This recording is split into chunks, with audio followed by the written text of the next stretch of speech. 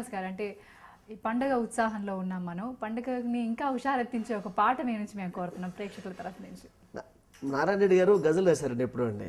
ఒత్తిగిలిన ఆశలు శిరసెత్తినప్పుడే ఉగాది, ఒత్తిగిలిన ఆశలు శిరసెత్తినప్పుడే ఉగాది, కొత్తదనం బ్రతుకున తళుకెత్తినప్పుడే ఉగాది, ఒత్తిగిలిన ఆశలు శిరసెత్తినప్పుడే ఉగాది, పెరిగే నగరాలకు ఏ గిరులు గీయమననుగాని. రింగ్ రోడ్ వచ్చేసింది, హైదరాబాద్ నగరం పెరిగిపోతుంది. నాకేం బాధ లేదు, నగరం పెరిగితే నాకు ఇష్టమే. కానీ పెరిగే నగరాలకు ఏ గిరులు గీయమననుగాని, నిన్న ఉన్న గుడిసె నేడు నిలిచినప్పుడే ఉగాది, ఒత్తిగిలిన ఆశలు శిరసెత్తినప్పుడే ఉగాది, ప్రభుత్వాల తీరు వేరు, ప్రతిపక్షం హోరు వేరు. చూస్తున్నాగా అసెంబ్లీ ఎవరికి వాళ్ళు తెగ నటించేస్తున్నారు జనం దృష్టిలో పడాలని. ప్రభుత్వాల తీరు వేరు, ప్రతిపక్షం హోరు వేరు. వాడు అలా కొట్టుకుంటే మనకే. కానీ నా కోరిక ఏంటంటే ఆ రాపిడిలో వరాలు రాలినప్పుడే ఉగాది, ఒత్తిగిలిన ఆశలు శిరసెత్తినప్పుడే ఉగాది, కొత్తదనం బతుకున తళుకెత్తినప్పుడే ఉగాది, ఒత్తిగిలిన ఆశలు శిరసెత్తినప్పుడే ఉగాది. ఉగాది ఒక గొప్ప యుగాది కావాలని కోరుకుంటాం. శ్రీనివాస్ గారు, మన పండుగలు మన సాంప్రదాయాలు ముందు తరాలకి అందించాలని మనం అనుకుంటూ ఉంటాం. నిజంగా ముందు తరాలకి ఆ పండుగలు సాంప్రదాయాలు అందుతున్నాయంటారా? ఏమన్నా ఇప్పుడు మనం క్లాస్ చదువుకున్నప్పుడు మన పాఠ్యాంశాల్లో తప్పకుండా అవన్నీ ఉన్నాయి. కానీ ఇప్పుడు చూస్తే ఏదో ఉగాది పండుగ గురించి రాసిన, సంక్రాంతి పండుగ గురించి రాసిన, అదేదో హిందువుల పండుగ అనేటువంటి ఒక భీతితోటి కొంతమంది కొన్ని పాఠ్యాంశాల కింద తీసేశారు. అంటే గొప్ప వాళ్ళ చరిత్రల గురించి తక్కువైపోయాయి. పుణ్యక్షేత్రాల గురించి ఉండే ఒకప్పుడు, శ్రీశైలం అంటే ఇదిరా నాయన, శ్రీశైల శిఖరం దృష్ట్యా పునర్జన్మన విద్యతే అని అటువంటివన్నీ ఉండే, చిన్నప్పుడు చదువుకున్నాము. ఇప్పుడు తీర్థయాత్రలు లేవు, పుణ్యక్షేత్రాల గురించి లేదు, గుడుల గురించి లేదు, మంచి గొప్ప గొప్ప వ్యక్తుల గురించి లేదు. అంటే చదువు అనేది, చదువులు విలువలతో కూడినటువంటి విద్యాబోధన ద్వారా జరిగితేనే వాటికి వెలుగులు ఉంటాయండి. లేకపోతే బళ్ళు హాస్టల్లో పిల్లలు పెరిగితే ఆయా మీద ఎక్కువ ప్రేమ ఉంటుంది అమ్మ మీద కన్నా. మా మధ్య నేను ఒక ఓల్డేజ్ హోమ్ తీసుకెళ్ళి మా అమ్మాయిని అక్కడ ఏదో చిన్న అందరికీ ఓల్డేజ్ హోమ్లో అందరికి గిఫ్ట్లు అవి ఇచ్చేసి కాసేపు 2 పాటలు పాడి తిరిగి వస్తుంటే మా అమ్మాయి అందనమాట నాతోటి, నాన్న ఈ ఓల్డేజ్ హోమ్ చాలా కంఫర్టబుల్గా ఉంది నాన్న, 60 ఏళ్ళు వచ్చిన తర్వాత ఇక్కడ ఉంటే చాలా బాగుంటుంది నాన్న ఇక్కడ అంటే. అమ్మ సంస్కృతి, నాకు డౌట్ వచ్చింది, అది నా గురించి చెప్తుందా లేదా ఇన్ జనరల్గా స్టేట్మెంట్ ఇచ్చిందా అని నాకు డౌట్ వచ్చేసింది. అంటే కొంపతీసి నాన్న నీకు 60 ఏళ్ళు వచ్చిన తర్వాత ఇక్కడ ఉంటే నీకు బాగుంటుందని నాకు ఇండైరెక్ట్గా చెప్తున్నట్టు అనిపించింది. కంగారు పడి 40వ వయసులో ఉన్న నేను 80 ఏళ్ళ గజల్ శ్రీనివాస్ని ఊహించుకుని భయం వేసి, నాకు ఒకతే కూతురు సంస్కృతి 12 ఏళ్ళ దానికి. అప్పుడు గజల్ అడిగాను అనమాట. గజల్లో అంటే ఉగాది రోజున తల్లిదండ్రులు ఆత్మావిష్కరణం చేసుకోవాల్సిన ఆవశ్యకత ఉంది.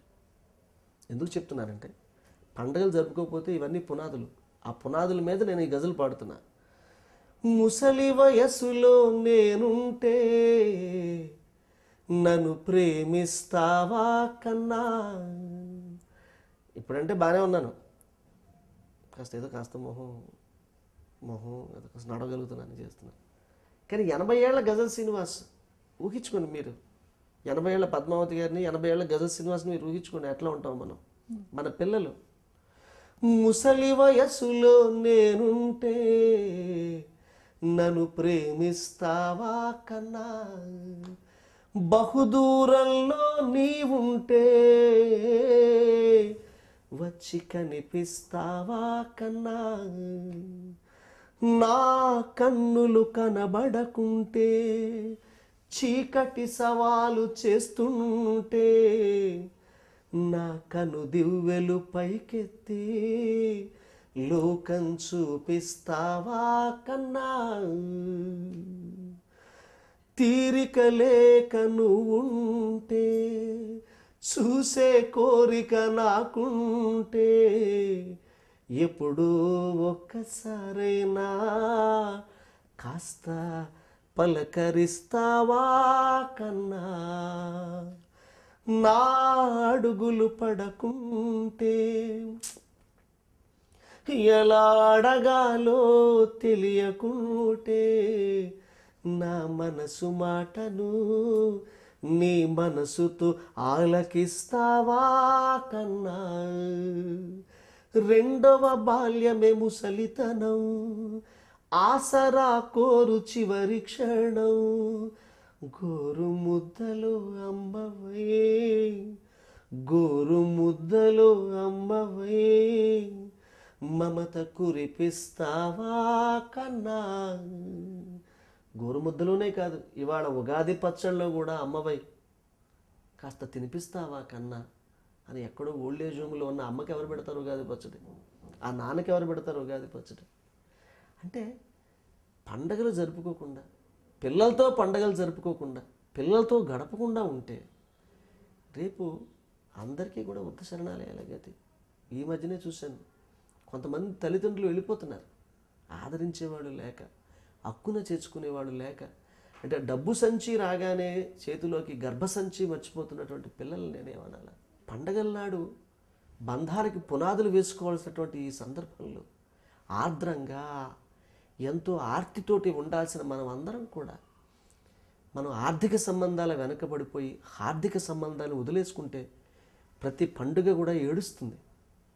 పుష్ప విలాపం కాదు, ఉత్సవ విలాపాలు జరుగుతాయి.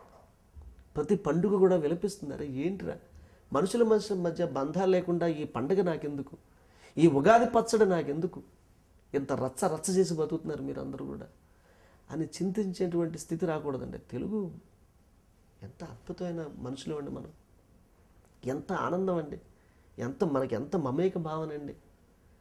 ఎంతమంది మహానుభావులు వాళ్ళ యొక్క వ్యవసాయంతో సాహిత్యం కానీ, సంగీతం కానీ, భాష ఎడల కానీ సాహిత్యం చేసి సుసంపన్నం చేసినటువంటి తెలుగు సాహితీ వైభవం, సంస్కృతి వైభవం మనది.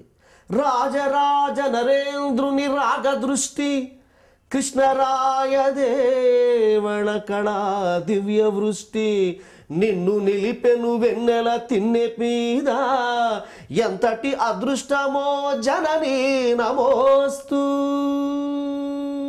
తెలుగు తల్లి రాజరాజ నరేంద్రుడు, శ్రీకృష్ణదేవరాయలు మహానుభావులు, వాడు ఎంతో సేద్యం చేసినటువంటి గొప్ప సంస్కృతి మనది.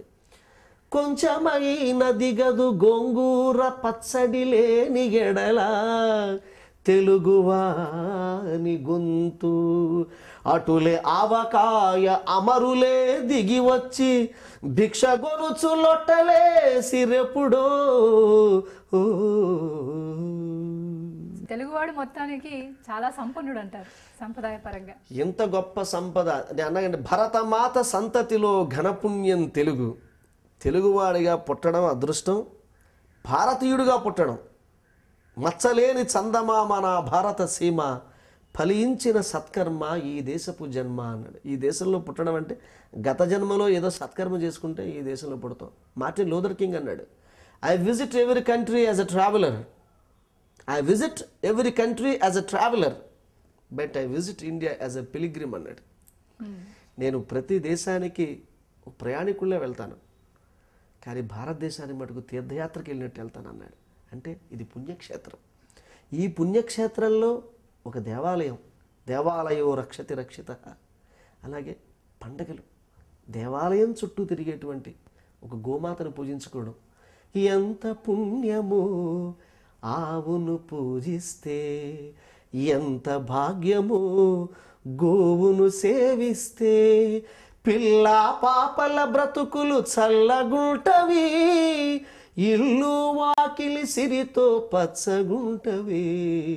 ఉగాది రోజు గోమాత పూజ చేసుకోవడం, కృష్ణాష్టమి రోజు గోమాత పూజ చేసుకోవడం, ఆవు కాళ్ళు 4 4 వేదాలు, ఆవు 2 ఆ సూర్య చంద్రులు, పురుషార్థాలకు మూలం గోవు కదా, దురితాలకు దూరం ఆవు కదా, దురితాలకు దూరం ఆవు కదా. ఆవులోన కొలువుండిరి దేవతలు, అందుకోసమే ఆవుకు హారతులు, ఉగాదికి హారతులు.